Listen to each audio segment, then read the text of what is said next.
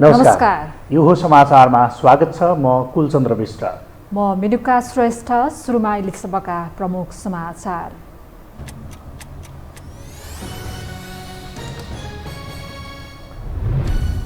विस्तृत शान्ति सम्झौता लगायत युद्धकालीन सबै विषय द्रुत समाधान गर्ने सरकारको लक्ष्य। देशलाई दिगो शान्ति, सुशासन, विकास र समृद्धिको उचाइमा पुर्याउने दाबी। सरकारले काम गर्न नसकेको भन्दै संसदमा विपक्षी सांसद खनिए। गठबन्धनले सभामुखमाथि महाअभियोग लगाउने तयारी गरेको एमाले अध्यक्ष ओलीको आरोप। केन्द्र सरकारको उत्तर चढावले प्रदेश सरकार अस्थिरताको शिकार। सरकार फेरबदलका कारण मुख्यमन्त्रीले कामै गर्न सकेनन्। प्रदेशमाथि जनताको अविश्वास थप बढ्दै। उपनिर्वाचनका लागि भोलिदेखि आचार संहिता लागू हुने। प्रचार प्रसार औपचारिक रूपमा सुरु गर्ने तयारी। उल्लङ्घन गरे सजायको भागीदार बनाइने आयोगको चेतावनी। र एक दिवसीय वरीयतामा राष्ट्रिय क्रिकेट टोलीको व्यापक सुधार। नेपाल 14औं स्थानमा उक्लिन सफल। फिफा वरीयतामा पनि नेपाल 1 स्थानमाथि उक्लियो।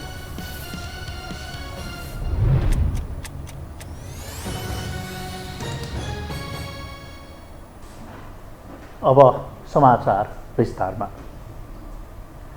प्रधानमन्त्री पुष्पकमल दाहाल प्रचण्डले सरकारको नेतृत्व गरेको 3 महिनामा 2 पटक नीति तथा कार्यक्रम सार्वजनिक गरेका छन्। सत्ता समीकरण बदलिएको र सत्ता घटक नै फेरबदल भएपछि सरकारको नीति र कार्यक्रमहरू पनि फेरिए। के छ त सरकारको प्राथमिकतामा? एक रिपोर्ट। सरकारले आगामी प्राथमिकता र न्यूनतम साझा कार्यक्रम सार्वजनिक गरेको छ। सिंहदरबारमा पत्रकार सम्मेलन गरी सरकारका प्रधानमन्त्री, मन्त्री र सत्तारूढ दलका नेताहरूको उपस्थितिमा कार्यक्रम सार्वजनिक गरियो। विस्तृत शान्ति सम्झौता लगायत विगतमा नेपाल सरकार र विभिन्न राजनैतिक दल र पक्षहरूबीच भएका सहमति र सम्झौताहरूलाई हृदयङ्गम गरी देशलाई दिगो शान्ति, सुशासन, विकास र समृद्धिका लागि कटिबद्ध रहँदै यो कार्यक्रम ल्याएको सरकारको दाबी छ। सबै राम्रा कुराहरूलाई अझ व्यवस्थित र परिमार्जित रूपमा सरकारको यो नीतिगत प्राथमिकता र न्यूनतम कार्यक्रम बनेको छ। मैले अघिल्लो पटक न्यूनतम कार्यक्रम घोषणा गर्दै गर्दा सबै राजनीतिक दलहरूलाई र नेपाल सरकारका सबै कर्मचारीहरूलाई पनि यसलाई कार्यान्वयनको निम्ति विशेष जोड दिन र कार्ययोजना बनाएर अगाडि बढ्न निर्देशित गरेको थिएँ। संविधानको रक्षा र आवश्यकता अनुसार परिमार्जन, विकास, संघीय लोकतान्त्रिक गणतन्त्रको सुदृढीकरण र संघीयता कार्यान्वयन गर्ने, देशको आर्थिक रूपान्तरण गर्न, सुदृढ गर्ने नीतिगत, संरचनागत र कार्यगत सुधार गर्ने सरकारको योजना छ। समाजमा विद्यमान वर्गीय, जातीय, क्षेत्रीय, लैङ्गिक सबै प्रकारका विभेदहरूको अन्त्य गरी समता, स्वतन्त्रता एवं न्यायमा आधारित सामाजिक व्यवस्था निर्माण गर्ने, गुणस्तरीय सेवा प्रवाह, सुशासन र सदाचारको प्रत्याभूति हुने गरी शासकीय सुधार गर्ने र भ्रष्टाचारको छानबिन गरी कडा कारबाही गर्ने योजना रहेको प्रधानमन्त्री पुष्पकमल दाहालले सुनाए। अहिले देशमा जे जस्ता समस्या या जे जस्ता तुष्टि प्रश्नहरू छन् अर्थतन्त्रको बारेमा, राजनीतिको बारेमा, त्यसको राम्रै सम्बोधन हुन्छ भन्ने मलाई सुझाव दिनुभएको छ।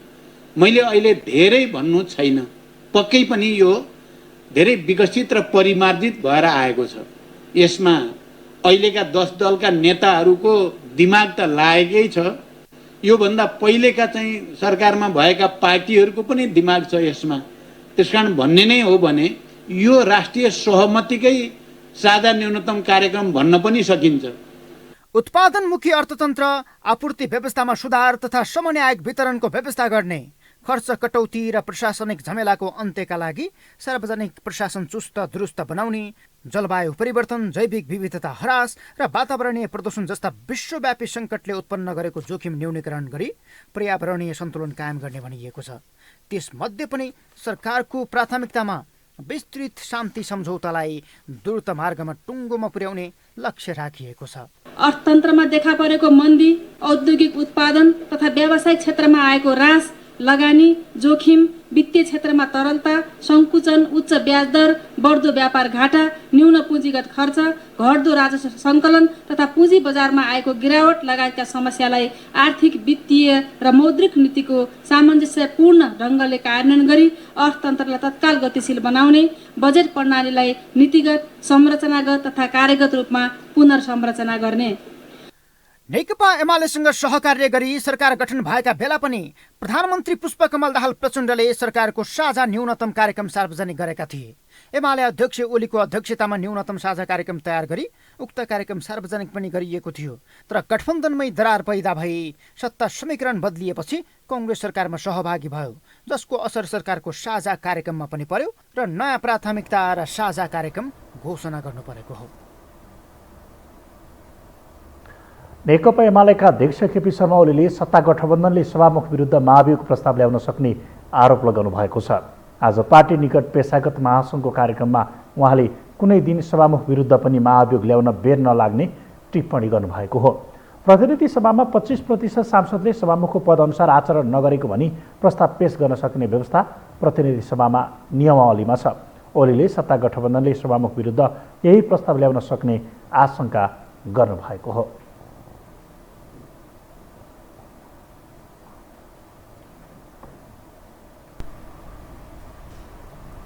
अब बाँकी समाचार। आजको प्रतिनिधि सभा बैठकमा सांसदहरूले सरकार समक्ष प्रश्नको बाण नै चलाएका छन्। सरकारको काम कारबाहीलाई लिएर आक्रोशित बनेका सांसदहरूले आफ्नो निर्वाचन क्षेत्रका विकास निर्माणसँगै विभिन्न राष्ट्रिय सवालमा सरकारको गम्भीर ध्यानाकर्षण गराएका छन्। एक रिपोर्ट। संसदीय नियमावली पारित भएपछि बसेको पहिलो प्रतिनिधि सभा बैठकमा प्रतिपक्ष दलका सांसदहरू आक्रोशित रूपमा प्रस्तुत भए। सरकारको तीव्र आलोचना गरे। नेकपा एमालेका सांसद रघुजी पन्तले प्रधानमन्त्री पुष्पकमल दाहाल प्रचण्ड नेतृत्वको सरकारको 100 दिन बेकार भएको भन्दै कटाक्ष नै गरे। यो नीतिहीन, सिद्धान्तहीन, विचारहीन, कार्यक्रमहीन सरकार हो। त्यसैले यो सरकारको आलोचना गर्दाखेरि कोही पनि तातिनु पर्दैन। जनताले उपलब्धि पाउनु पर्यो, जनताले ठोस उपलब्धि देख्नु पर्यो, जनताले कार्यक्रममा त्यसलाई अनुभूत गर्नु पर्यो, जनताले व्यवहारमा सरकार छ भन्ने देखिनु पर्यो, अनि पो सरकार हुन्छ। सरकार चलाउन नसक्ने, 100 दिनमा पुरा मन्त्री परिषद बनाउन नदिने अनि फुर्ती गरेर हुन्छ सभामुख महोदय। त्यसैले यो 100 दिनको सरकारको जुन 100 दिन छ यो उपलब्धिहीन भएको छ। एमाले सांसद ठाकुर गैरेले प्रधानमन्त्रीले सदनमा उठेका प्रश्नको जवाफ नदिएको प्रति ध्यानाकर्षण गराएको छ। त्यस्तै राष्ट्रिय स्वतन्त्र पार्टीका सांसद हरि ढकालले त्रिभुवन अन्तर्राष्ट्रिय विमानस्थलमा सबको बाकस समेत खोल्ने गरेको भन्दै गृहमन्त्रीको ध्यानाकर्षण गराए। विद्यार्थीहरूलाई दिने दिवा खाजामा समेत भ्रष्टाचार भएको भन्दै सरकारको ध्यानाकर्षण गराएका छन्। विदेशबाट सब ल्याउँदाखेरि त्यो सबको बाकसाक फोरिएको छ। एयरपोर्टमा केही सामान छ कि भनेर लुट्नलाई हामीले ब्यागेजहरू फुटेको, ब्यागहरू फुटेको त जानकारी थियो। समाज कहाँ जाँदैछ, समाज के बन्दैछ, सब ल्याएको सबका बाक्साहरू फुटिएको छ। ती बाक्सामा नि केही छ कि सामानहरू, गरगहनाहरू भनेर लुट्नका लागि। कारण के हो? कारण भ्रष्टाचारको संस्थागत यसरी जरोसम्म पुगेछ कि। त्यस्तै राष्ट्रिय प्रजातन्त्र पार्टीका सांसद दीपक बहादुर सिंहले विदेशबाट अङ्गभङ्ग भएर फर्किएका नेपालीहरूका लागि सरकारले कुनै काम गर्न नसकेको बताएका छन्। अयोग्य लडाकुलाई करोडौं रुपैयाँ बाँड्न सक्ने सरकारले विदेशबाट अङ्गभङ्ग भएर फर्किएका नेपालीहरूका लागि कुनै काम गर्न नसकेको प्रति दुःख व्यक्त गरे। विदेशमा काम गर्दाखेरि अङ्गभङ्ग भइकन घर फर्केका छन्। दिनको 10-15 एउटा बाकसमा सुतेर आइराखेका छन्। त्यो पक्षमा यो सरकारले के सोचेको छ? नेकपा एकीकृत समाजवादीका सांसद राजेन्द्र प्रसाद पाण्डेले बन्चरे डाँडामा फालिएको फोहोर अवलोकनका लागि संसदीय टोली पठाउन माग गरेका छन्। बन्चरे डाँडामा व्यवस्थित रूपमा फोहोर फाल्ने भनिए पनि अव्यवस्थित रूपमा फोहोर फालिँदा झनै किचलो बन्दै गएको भन्दै संसदमा सरकारको ध्यानाकर्षण गराएका हुन्। त्यहाँ लगेर फोहोर फ्याँकिदिएपछि गिद्ध चिलले त्यो फोहोर बोक्दै त्यो फ्याँकिएका हस्पिटलबाट फ्याँकिएका हेजाडहरू, मासुका टुक्राहरू बोक्दै हिँड्ने, घर घरका छानाहरूमा लैजाने यस्ता खालका व्यवहारहरू भइरहेका छन्। त्यस्तै सांसदहरूले नागरिकता समस्या अविलम्ब समाधान गर्न सरकारको ध्यानाकर्षण गराइएको छ। मिटर ब्याजीहरूको समस्या समाधान गर्न फास्ट ट्र्याकबाट कानून निर्माणमा जोड दिएको छ। सांसदहरूले जनसरोकारका विषय, सडक पूर्वाधार, ऊर्जा, सिँचाइ र बजेट विकास खर्चबारे धारणा राख्दै सभामुख मार्फत सदन र सरकारको ध्यानाकर्षण गराएका छन्। बिहिबारको प्रतिनिधि सभा बैठकमा सांसदहरू आक्रोशित रूपमा प्रस्तुत हुँदा सभ्य र मर्यादित भाषा प्रयोग गर्न सभामुखले रुलिङ समेत गर्नु पर्यो। यो हो टेलिभिजनका लागि निम्लेकी शेर्पा, काठमाडौँ। केन्द्र सरकारको सत्ता परिवर्तनको उतार चढावले प्रदेश सरकार झनै अस्थिरताको शिकार बनेका छन्। यसै त प्रभावहीन रहेको भन्दै आलोचना खेपिरहेको प्रदेश संरचनामा सरकार नै अस्थिर बनेपछि जनताको नजरमा प्रदेश सरकार केवल बोझ मात्रै बनेका छन्। एक रिपोर्ट। प्रधानमन्त्री पुष्पकमल दाहाल प्रचण्ड राजनीतिक समीकरण फेरबदलमै 3 महिना बिताए। अझै सरकारलाई पूर्णता दिन सकेको छैन। 100 दिन पार गर्दा पनि सरकारले जनताको मन बुझाउन सकेन। केन्द्र सरकारको असर प्रदेश सरकारहरूमा प्रत्यक्ष परिरहेको छ। केन्द्रमा भाँड भैलो हुने बित्तिकै प्रदेश सरकार पनि लगत्तै ढलपल हुने भएपछि मुख्यमन्त्री र मन्त्रीहरू केन्द्रीय राजनीति हेर्दै कुर्सी समाएर बस्नु परेको छ। प्रदेश सभाको पहिलो कार्यकाल 5 वर्ष एकजना मुख्यमन्त्रीले सरकारको नेतृत्व गरेको सुदूरपश्चिममा दोस्रो कार्यकालमा 3 महिनामै 2 जना मुख्यमन्त्री फेरिसकेका छन्। सरकारले भने अझै पूर्णता पाउन सकेको छैन। सत्तारूढ दलको समीकरणमा गठन भएको बागमती प्रदेशमा पनि भागबण्डाको सकसमा सरकारले पूर्णता पाएको छैन। यही समय ढिलो भएको छ। आन्तरिक हामी छलफलमा छौँ। गठबन्धन दलहरूको बिचमा आन्तरिक छलफल चलिरहेको छ। अब छिटोभन्दा छिटो बागमती सरकारले पूर्णता प्राप्त गर्छ र अब ढिलै होस्। अब बनिसकेपछि 5 वर्ष यो सरकार जानुपर्छ। बीचमा सरकारमा गडबडी हुने, सरकार हेरफेर हुने, फेरबदल हुने त्यो गुन्जाइस छैन, रहँदैन। अब 5 वर्ष स्थिर रूपमा सरकार सञ्चालन हुने र जनताका आकाङ्क्षा चाहनालाई चाहिँ सम्बोधन गर्ने। कोशी, मधेस र कर्णालीमा केन्द्रमा बनेको गठबन्धन विपरीत सरकार चलिरहेको छ। पहिलो कार्यकालमा नामविहीन बनेको प्रदेश 1ले दोस्रो कार्यकालको सुरुवातमा नाम त पायो, तर प्रदेश नामाकरणकै कारण प्रदेश अशान्त बनेको छ। केन्द्रमा प्रतिपक्षी रहेको एमाले प्रदेश सरकार हाँकिरहेको छ। संसदको ठूलो दलको हैसियतले एमालेकै सरकार हुने सम्भावना रहँदा कांग्रेस माओवादीलाई सरकारबाट बाहिरिएर नयाँ सरकार गठनको बाटो खोल्न दबाब दिनेदेखि सभामुखलाई राजीनामा दिन लगाएर आफ्नो नेतृत्वमा सरकार गठन गर्ने रणनीतिमा छ। मधेस सरकार गठनमा जसपा अध्यक्ष उपेन्द्र यादव र जनमत पार्टीका सीके रावतको टसलका कारण सत्तारूढ दल नै मिलेर सरकार गठन थप पेचिलो बनिरहेको छ। जनमत र कांग्रेस सत्ता फेर्ने रणनीतिमा छ। प्रदेशको औचित्य पुष्टि गर्ने अठोट सहित सदन छिरे पनि प्रदेश सरकार सत्ता र शक्ति केन्द्रित भागबण्डामै अल्झिएपछि प्रदेश थप प्रश्नको घेराबन्दीमा फस्दै गएको छ। संघीयता जम्मा 2टा कारणले, प्रदेश 2टा कारणले चाहिन्छ। एउटा पहिचानका लागि चाहिन्छ, एउटा भनेको देश ठूलो भयो भने त्यो देशलाई केन्द्रीकरण गर्नका लागि चाहिन्छ। तर यो आज देशमा संघीयता, कार्यकर्ता भर्ती गर्ने, कहीँ नअटाएका कार्यकर्तालाई सांसद बनाउने प्रवृत्ति भयो।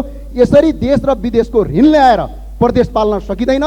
यदि यो ऋण आउँछ भने यो ऋण तपाईको अहिलेसम्मका प्रधानमन्त्रीहरूले जवाब दिनुपर्छ। कर्णालीमा एमालेको समर्थनमा माओवादी नेतृत्वको सरकार छ।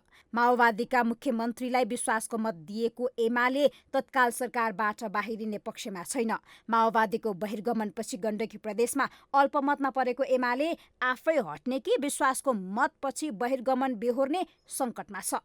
त्यहाँका मुख्यमन्त्री खगराज अधिकारी विश्वासको मत लिइसक्ने अन्तिम दिन राजीनामा गरेर घर जाने सुरमा रहेको बुझिएको छ।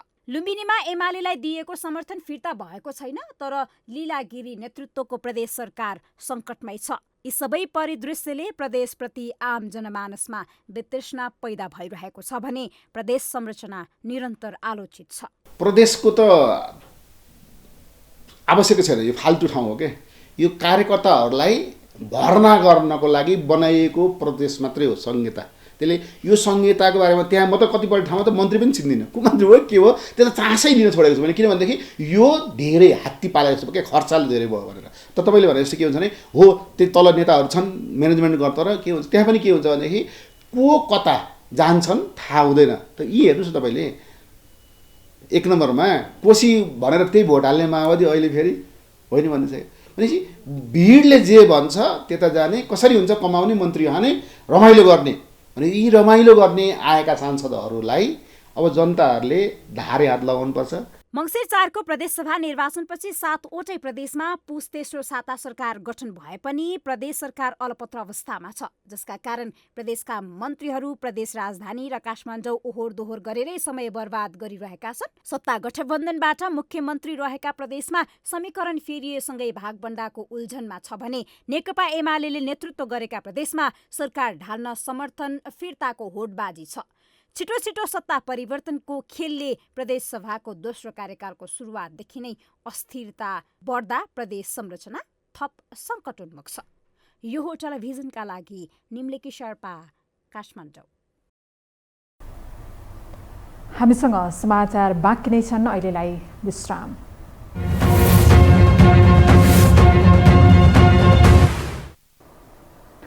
विश्रामपछि यो हो समाचारमा स्वागत छ। अब बाँकी समाचार। 12 चितवन र तनहुँमा वैशाख 10 गते हुने उपनिर्वाचनका लागि भोलिदेखि आचार संहिता लागू हुने भएको छ। भोलिदेखि सम्बन्धित सबै पक्षहरूमा लागू हुने गरी उपनिर्वाचन प्रयोजनार्थ आचार संहिता लागू हुने निर्वाचन आयोगले जनाएको छ। आयोगले आचार संहिता उल्लङ्घन भए उल्लङ्घनकर्तालाई सजायको भागीदार गराउन कुनै कसुर बाँकी नराख्ने समेत बताएको छ। कतिपय आचार संहिताको विषयवस्तु सङ्घीय सरकार, प्रदेश सरकार, स्थानीय तह लगायत सबैलाई लागू हुनेछ। आयोगले आचार संहिता कडाइका साथ कार्यान्वयन गर्न सम्बन्धित पक्षहरूलाई निर्देशन समेत दिएको छ। 7औं पटक मन्त्री परिषद विस्तार गरेका प्रधानमन्त्री प्रचण्डले अझै 6 मन्त्रालय रिक्त बनाएका छन्। गठबन्धनभित्रका दलहरूबीच आन्तरिक भागबण्डा नै जटिल बनेपछि प्रधानमन्त्रीलाई सरकार विस्तार सकसपूर्ण बनेको हो। एक रिपोर्ट। कांग्रेस भित्रको भागबण्डा विवादले सरकार विस्तारलाई पूर्णता दिन प्रधानमन्त्री पुष्पकमल दाहाल प्रचण्ड असफल भएका छन्। पुस 11 प्रधानमन्त्रीको शपथ खाएका प्रचण्डले 3 महिनापछि 7औं पटकको प्रयासमा सरकार विस्तार गर्दै मन्त्री परिषदलाई पूर्णता दिन खोजेका थिए।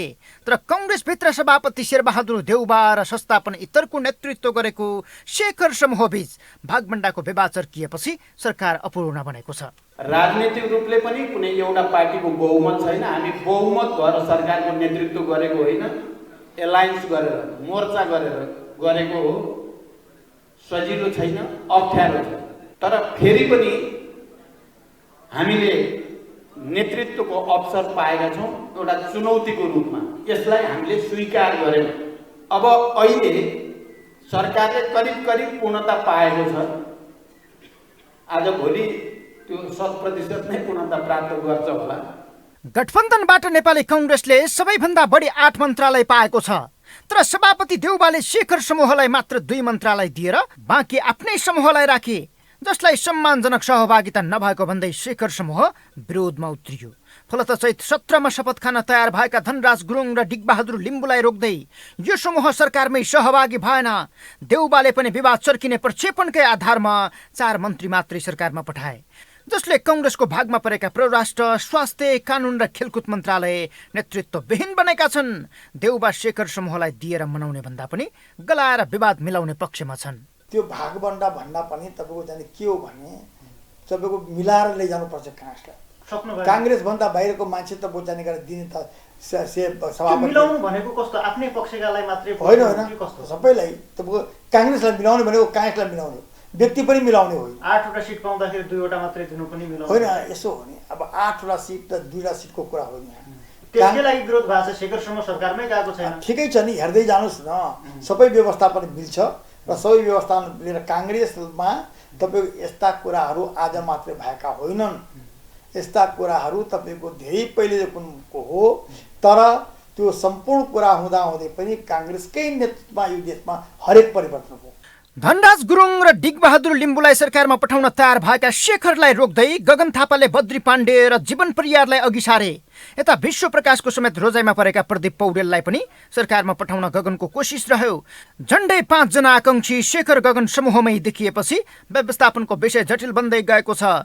आफूले नपाए कित्ता फेरबदलकै धम्की यो समूहका आकांक्षीहरूले दिन थालेका छन्। तर देउबा 3 मन्त्रालय पनि दिन तयार छैनन्। सहमति नभएसम्म सरकारमा नजाने र नाम पनि नपठाउने शेखर समूहको अडानले सजिलै सरकार विस्तार हुन दिएको छैन। बाँकी रहेको नेपाली कांग्रेसको सन्दर्भमा हो। बाँकी रहेको उहाँहरूसँग कुराकानी हुने त आफ्नो ठाउँमा छँदैछ। अरू दलहरूसँग सबैसँग त्यति धेरै उसको विषय चाहिँ भएन।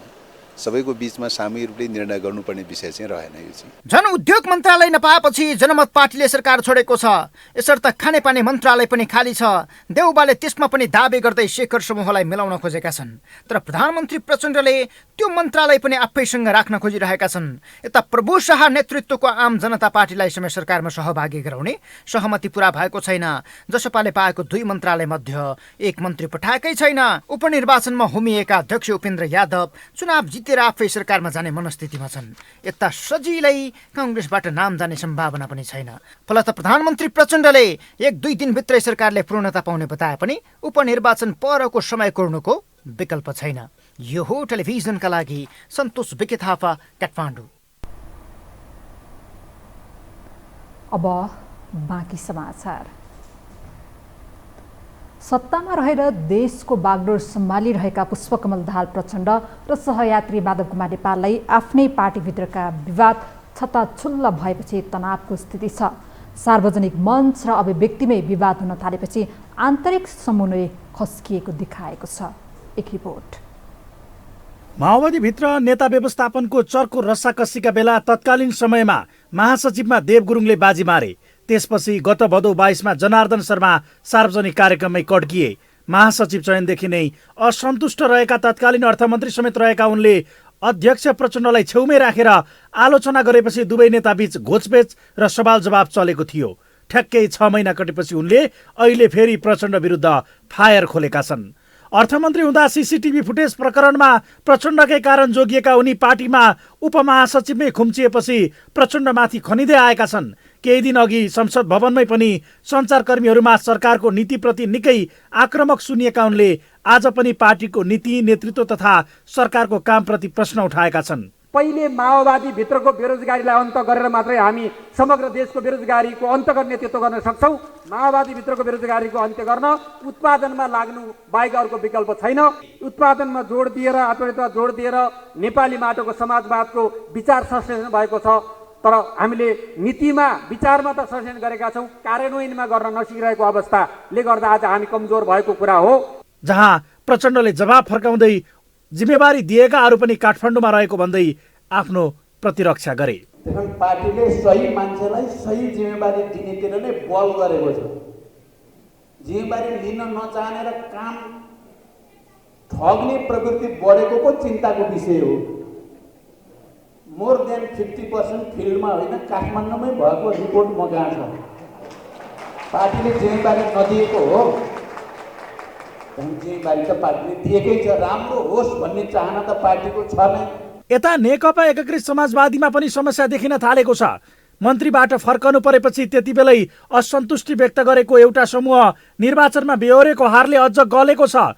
फलत ठूलो पंक्ति एमालेमा समाहित हुने गरी तयारीमा लाग्दा अहिलेको गठबन्धन अप्राकृतिक भएको भन्दै यो हिस्साले प्रश्न नै उठाएको छ। जहाँ सरकारमा खुम्चिएर जानुपर्ने अवस्था र उपनिर्वाचनमा मतदाता मात्र बन्नुपर्ने स्थितिले उनीहरूको असन्तुष्टि अझ चुलिएको हो। निर्वाचनबाटै पार्टीका कदम अनुमोदित हुन नसक्नुले फुट प्रमाणित हुन नसकेको बताउने एकीकृत समाजवादीका सो हिस्साका नेताहरू पार्टी सङ्कटमा परेको बताउन थालेका छन्। वर्तमान गठबन्धन 5 वर्ष टिक्छ भन्ने नेतृत्वको दाबीका बीच देखिएको परस्पर विरोधी यो विचारले पार्टीमै सङ्कट देखिन थालेको प्रश्न भएको हो। सबभन्दा ठुलो अस्तित्व रक्षामा त मेरै पार्टी छ, जहाँ म बिलोङ्स गर्छु। यो अबको 100 पाइला, त्यसपछिको 200 पाइला, 10,000 पाइला कसरी हिँड्छ म हेर्दैछु हैन। यो माओवादी पनि चरम सङ्कटबाटै गुज्रिरहेछ र स्वयं एमाले पनि सङ्कटमै छ। किनभने एमाले लेफ्ट विङ्सको चाहिँ सबैभन्दा ठुलो मोर डेमोक्रेटिक एउटा प्लेटफर्म हो क्या त। म त जिन्दगीभरि त्यसैमा काम गरियो नि दाइ। कति काम गरियो भने 10-11 वर्षको उमेरमा पार्टी सदस्य पनि पार्टी भने के नबुझ्ने बेलामा यो पार्टी त यो के भन्छ हाम्रो प्रत्येक रगतले बनेको पार्टी हो नि त। त्यसकारण म त भइहाल्ने भयो। जसले अहिले एमाले र काङ्ग्रेस दुई ध्रुव बनिरहँदा माओवादी र समाजवादीमा प्रष्ट दुई धार देखिएको हो। यसको अर्थ कुनै बेला वामशक्ति एक हुने भन्दै नेकपा बनेका उनीहरू फरक बाटोमा हिँडेको 2 वर्ष नबित्दै अघि बढ्न नसक्ने अवस्थामा पुगेको छर्लङ्ग भएको छ। फलत आफ्नो फुटले केवल काङ्ग्रेस जस्ता शक्तिलाई नै बल पुगेको बुझाइमा पुगेका उनीहरूलाई समेट्ने गरी नेतृत्व कसरी अघि बढ्छ भन्ने कुराले यी पार्टीको भविष्य निर्धारण हुने देखिन्छ। तथापि लोकतान्त्रिक विधि पद्धति अवलम्बन गरिएको देशमा नेतृत्वको स्वस्थ आलोचना हुनु, वाद विवाद र छलफलबाटै विचार मन्थन हुनु सकारात्मक पक्ष नै हो। यो हो टेलिभिजनका लागि कुलचन्द्र विष्ट, काठमाडौँ। आम निर्वाचनसँगै संसदमा समेत राजसंस्था समर्थकहरूको संख्या बढेपछि राजावादीहरू सडकदेखि सदनसम्म हौसिएका छन्। गणतन्त्रवादीहरूलाई तीखो प्रश्न तिर्साउँदै अहिले पूर्व राजा समेत सार्वजनिक रूपमा अभिव्यक्ति दिन थालेपछि व्यवस्था विरोधी आवाज चर्को सुनिन थालेको छ। एक रिपोर्ट। यही चैत्र 20 गते पूर्व राजा ज्ञानेन्द्र शाहले सुनसरी पुगेर गणतान्त्रिक व्यवस्था कोरा र सतही भएको दाबी गर्दै आलटाल र टालटुलको प्रणालीले कुनै खदिलो परिणाम दिन नसक्ने अभिव्यक्ति दिए। सम्भवतः पूर्व राजा भइकन ज्ञानेन्द्र शाहले गणतान्त्रिक व्यवस्थाका बारेमा यति खरो र खदिलो प्रश्न विचार राखेको पहिलो हो, त्यो पनि आफै बोलेर। स्थायित्व, सही राज्य पद्धति, शान्ति एवं अनुशासन बिना हुनु सक्दैन। कसैलाई धन, कसैलाई मन, कसैलाई पद र कसैलाई कद दिएर लोभाएर हाम्रो सामाजिक संरचना च्यात्ने प्रयास भइरहेको छ। उनको त्यो अभिव्यक्तिले यो साता गणतन्त्रका महारथीहरूको मथिङ्गल हल्लिएको छ। नियमित प्रेस विज्ञप्ति भन्दा उपल्लो तहको अभिव्यक्ति दिने आँट कसरी पलायो भन्नेका गणतन्त्रवादीहरूलाई प्रश्न याद भइसकेको हुनुपर्छ, किनकि गणतन्त्रवादीहरूले स्थापना गरेको संसदमा यसपटकको आम निर्वाचनले राजसंस्थाको वकालत गर्नेहरूलाई शक्तिशाली बनाएर उभ्याएको छ। स्वतन्त्र भनिएका विद्रोही धारका राजनीतिक शक्तिहरू पनि संसदमा निर्णायक तहमा छन्। संसदमा खबरदारी पनि उत्तिकै छ। सडकमा समेत भिड रात दिन गुणात्मक अवस्थामा बढिरहेको छ। माहौल बुझ्दै ज्ञानेन्द्र शाहले उद्योगी व्यापारी नेताहरूसँगको भेट पनि बाक्लो र परिचालनमय बनाउँदै लगेका छन्। जनतामा व्यवस्थाप्रति चरम निराशा पैदा भएको छ। यी सबै परिस्थिति आकलन गरी पूर्व राजाको स्वर ठुलो भएको चेतबाट उनीहरू पक्कै वञ्चित छैनन्। रत सत्ताको बागडोर सम्हालिरहेकाहरू जसले त्यही राजसंस्था फाल्न र गणतन्त्र ल्याउन सङ्घर्ष गरे उनीहरू त्राहिमाम देखिन्छन्। त्यही सङ्घर्ष, बलिदान र बहसको बिचबाट भएको हो। तर अहिले पनि यो संविधान कार्यान्वयन गर्ने कुरामा समाजमा, राजनीतिक वृत्तमा, मान्छेहरूका दिमागमा विभिन्न खालका मतहरू छन्। तपाईहरूले अहिले पनि यो संविधानलाई कमजोर पार्दै लैजाने र अझ उल्ट्याउने खालका कसरतहरू पनि यदाकदा हामीले देख्ने गरेकै छौँ। सङ्घीयता र समावेशी समानुपातिक मन नपराउने र त्यसलाई उल्ट्याउन खोज्ने प्रवृत्ति पनि हामीले देखेका छौँ, भोगिराखेकै छौँ। केही महिना अघि मात्रै उद्योग व्यवसायी दुर्गा प्रसाईले ज्ञानेन्द्र शाहलाई सपरिवार झापाको मेची पुलमा उतारेका थिए। सोही समय ओली पनि झापामा नै थिए। ज्ञानेन्द्र र ओली एउटै समयमा झापामा हुनु संयोग मात्रै मान्न नसकिने भन्ने धेरैले टिका टिप्पणी गरेका थिए। सोही समयमा ओली र पारस शाहबीच आफूले फोन संवाद गराएको व्यवसायी दुर्गा प्रसाईको दाबी छ। मैले केपी ओली जिउँदै सभामा मैले राजा ज्ञानेन्द्रलाई मेची पुलमा लिएर गएको। आज मैले गमतमा आएर सत्य कुरा बोल्नुपर्छ। मेरै फोनमा पारस सरकारसँग कुरा भएको केपी ओलीज्यूको त्यो पनि मैले सत्य बोल्नै पर्छ। म पनि आउँछु त्यहाँ भनेर भन्नुभएको थियो र संवैधानिक राजतन्त्र ल्याउनुपर्छ। सदनमा राजावादीको उपस्थिति अनि सडकदेखि सार्वजनिक मञ्चमा पूर्व राजाले दिने अभिव्यक्तिले देशमा पुनः राजसंस्थाको पुनरावृत्तिका सन्दर्भमा चर्चा चलिरहेको छ। कम्युनिस्ट बीच नै द्वन्द्व भड्किँदै जाँदा जनताको चेतनाले अबको बाटो तय गर्ने जानकारको बुझाइ छ। एकातिर राजालाई पुनर्स्थापित गर्नुपर्छ भन्ने आवाज पनि सडकमा छ, अर्कोतिर हुँदैन भन्ने पनि छ, राष्ट्रपति फेलियर भन्ने पनि छ। ओके, यो सबै सन्दर्भमा जनताको चेतना, त्यसैले रोग त पत्ता लगाइयो। अहिले सर म कुरा गरिरहेको छु नि, यो रोगको बारेमा कति कुरा गर्ने र भन्छु म। रोग त अब यथावत रूपमा के भन्दाखेरि यथास्थितिमा चिन्यो। त्यसको दबाई चाहिँ के हो भन्दाखेरि कसैले भन्छन् के, कसैले म भन्छु नेपाली जनताको चेतना। नेपाली जनताको चेतनाको मैले दुईटा पिलरको कुरा गरेको छु।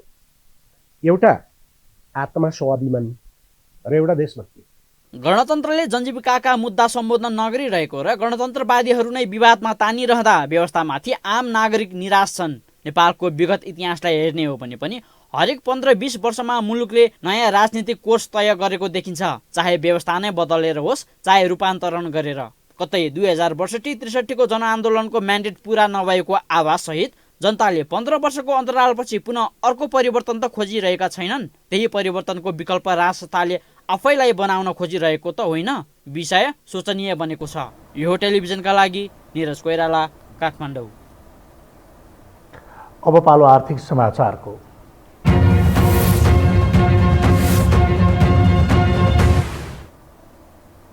अघिल्लो दिन सामान्य बढेको सेयर बजार आज पुनः घटेको छ। नेप्से आज 8.28 अङ्कले घटेर 1866.79 बिन्दुमा झरेको हो। आज बैंक र निर्जीवन बीमा समूहको सेयर सामान्य बढे पनि अरू समूहको सेयर घटेको छ। आज 269वटा कम्पनीको 28,70,000 किता सेयर 92 करोड 6 लाख रुपियाँमा कारोबार भएको छ।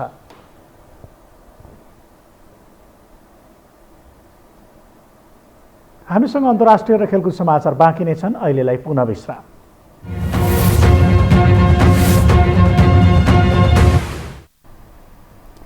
विश्रामपछि पुनः स्वागत छ। अब पालो अन्तर्राष्ट्रिय समाचारको।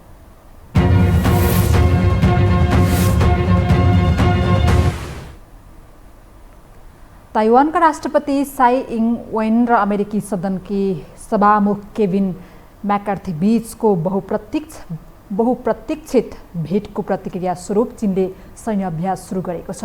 राष्ट्रपति साईलाई न्युयोर्कको नेतृत्व पुरस्कारबाट सम्मानित गरिएको एक हप्तापछि चीनले सैन्य अभ्यास सुरु गरेको हो। एक रिपोर्ट।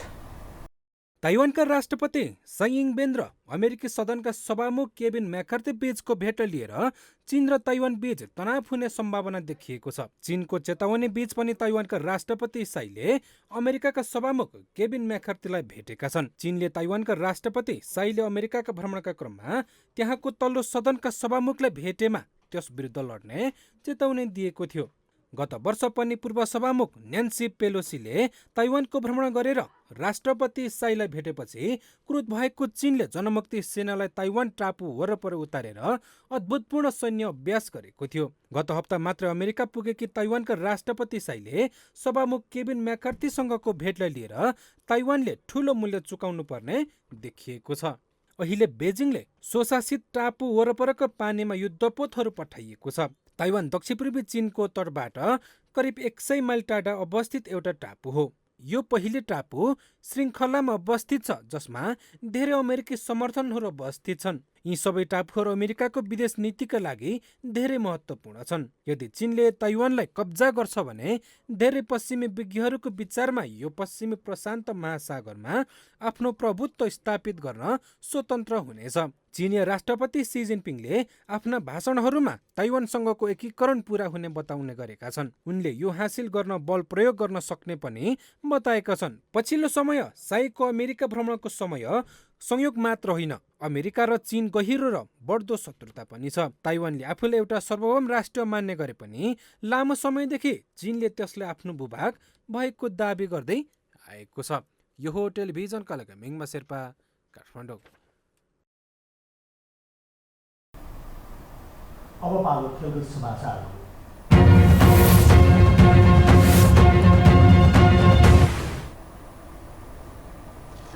नेपाली राष्ट्रिय क्रिकेट टोलीले एक दिवसीय अन्तर्राष्ट्रिय वरियतामा व्यापक सुधार गरेको छ।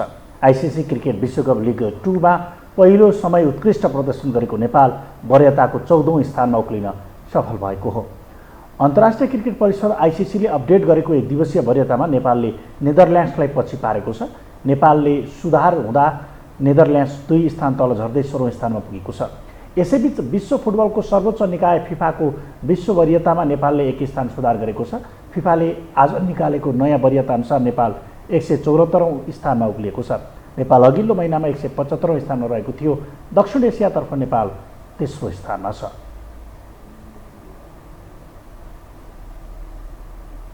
खेलकुद समाचारसँगै हामी यो हो समाचारको अन्त्यमा आइपुगेका छौँ। बिदा हुनु अघि प्रमुख समाचार पुनः एकपटक।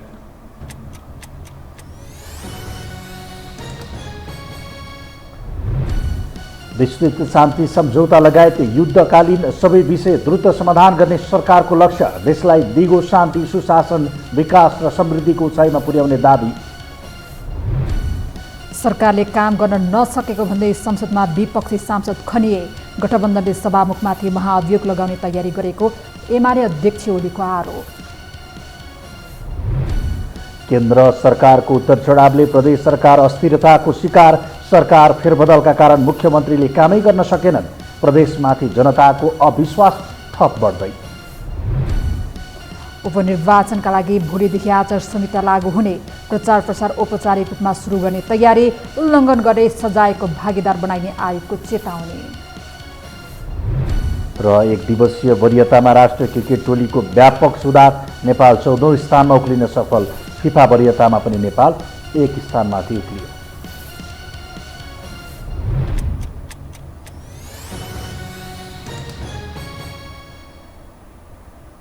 हवस् त, यो समाचार सकियो। समाचार बुलेटिनका साथै यो टेलिभिजनका सम्पूर्ण कार्यक्रम यो टेलिभिजन.com, यो खबर.com, युट्युब र फेसबुकमा पनि पढ्न र हेर्न सक्नुहुनेछ। मोबाइलमा यो टिभी एप डाउनलोड गरी हामीलाई प्रत्यक्ष हेर्न सक्नुहुनेछ। तथ्यसहितको निष्पक्ष समाचार तथा मनोरञ्जनका लागि हेर्दै रहनुहोला यो टेलिभिजन।